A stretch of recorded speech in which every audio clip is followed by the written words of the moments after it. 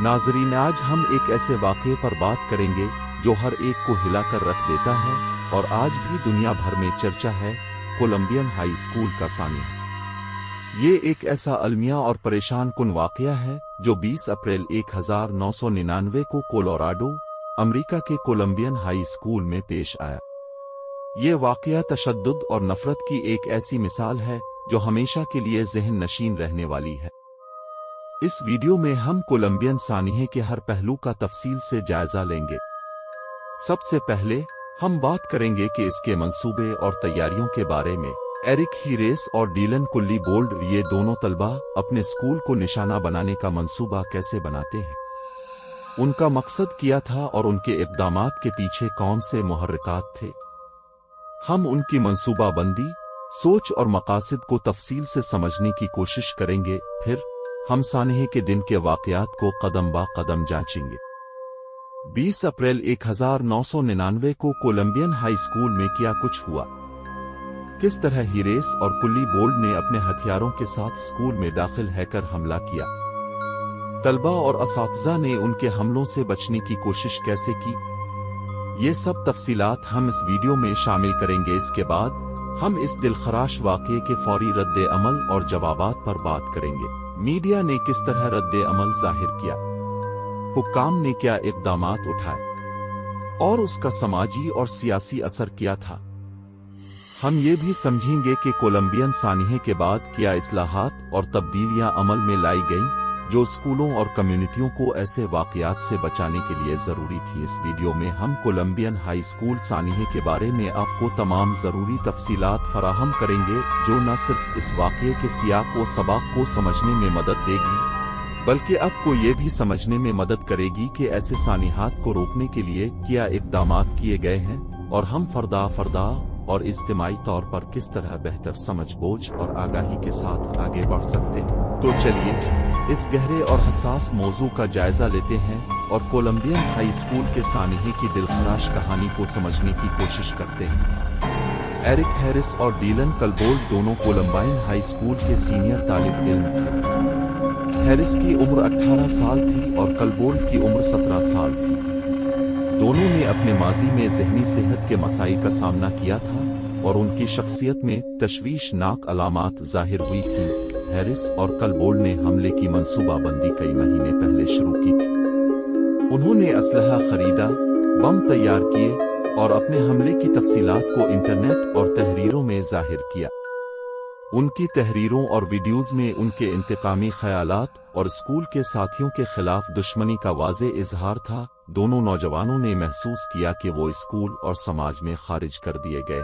उन्होंने अपने आप को तन्हाई और बेकिसी का शिकार महसूस किया। नून के इस एहसास ने उनके इंतकामी मंसूबों को हुआ दी। हैरिस और कलबोल्ड ने अपने ख्यालात और मंसूबों को ऑनलाइन पोस्टर्स और तहरीरों के जरिए जाहिर किया। उनकी तहरीरों में तशवीशनाक ख्यालात, खुद को अजीम समझने की ख्वाहिश और एक ड्रामाई वाक़यात का ख्वाब शामिल था। उन्होंने एक बड़े पैमाने पर हमले की मंसूबाबंदी की ताकि दुनिया को अपने इंतकामी ख्यालात का अंदाज़ा हो सके। दोनों ने स्कूल के साथियों और समाज से शदीद नफरत महसूस की। उन्होंने खुद को महरूम, नज़रअंदाज और जुल्म व जबर का शिकार समझा। उनकी तहरीरों और वीडियोज़ से ये जाहिर होता है कि उन्होंने स्कूल के दूसरे तलबा को दुश्मन समझा और उन पर इंतकामी कार्रवाई करने का इरादा किया। 20 अप्रैल 1999 को हैरिस और कलबोल्ड ने हमले के लिए आखिरी तैयारियों को मुकम्मल किया।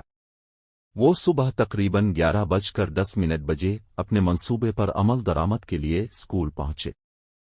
उनके पास 2 प्रोपेन बम थे जो उन्होंने स्कूल के कैफेटेरिया में नस्ब किए थे और एक बम पार्किंग लॉट में रखा था। 11:19 बजे हैरिस और कलबोल्ड ने कैफेटेरिया में दाखिल होकर हमले का आगाज किया, लेकिन उनके बम नाकाम हो गए और फटने में नाकाम रहे। इस नाकामी के बाद उन्होंने फौरन अपने मंसूबे को तब्दील किया और लाइब्रेरी की तरफ बढ़ने का फैसला किया। 11:30 बजे दोनों हमला आवर लाइब्रेरी में पहुंचे जहां तकरीबन 50 तलबा पना लिए हुए थे। हैरिस और कलबोल्ड ने बम फेंके और फायरिंग शुरू की। तलबा ने खुद को बचाने के लिए लाइब्रेरी के मेज़ों और कुर्सियों के नीचे छुपने की कोशिश की। حملہ آوروں نے بلا امتیاز فائرنگ کی اور کئی طلبہ کو گولی مار دی۔ حملے کی اطلاع ملتے ہی پولیس فوراً موقع پر پہنچی، لیکن ہیرس اور کلبولڈ نے ان کے پہنچنے سے پہلے خود کو گولی مار لی۔ ان کے خودکشی کرنے سے قبل انہوں نے لائبریری میں موجود طلبہ کو نشانہ بنایا۔ حملے کے نتیجے میں 12 طلبہ اور ایک استاد ہلاک ہوئے اور متعدد افراد زخمی ہوئے۔ پولیس کی آمد سے قبل حملہ آوروں نے خودکشی کر لی، جس کی وجہ سے مزید ہلاکتوں سے بچا جا سکا۔ حملے کے بعد پولیس اور دیگر ایجنسیوں نے تحقیقات شروع کی۔ تحقیقات میں ہیرس اور کلبولڈ کے ماضی، ان کے ذہنی حالت اور ان کے حملے کی منصوبہ بندی کا جائزہ لیا گیا۔ کولمبائن ہائی اسکول کا سانحہ امریکہ اور دنیا بھر میں تشویش کی لہر دوڑا گیا۔ اس واقعے نے اسکول کی حفاظت، ذہنی صحت کے مسائل اور پرتشدد رویوں کے بارے میں وسیع بحث کا آغاز کیا۔ اس واقعے کے بعد اسکولوں کی حفاظت اور طلبہ کی ذہنی صحت پر مزید توجہ دی جانے لگی۔ کولمبائن واقعے نے امریکہ میں اسکول کی حفاظت اور پرتشدد کارروائیوں کی روک تھام کے حوالے سے بہت سے قوانین اور پالیسیوں کو جنم دیا۔ ہر سال 20 اپریل کو کولمبائن کے متاثرین کی یاد میں مختلف تقریبات اور یادگاریں منعقد کی جاتی ہیں۔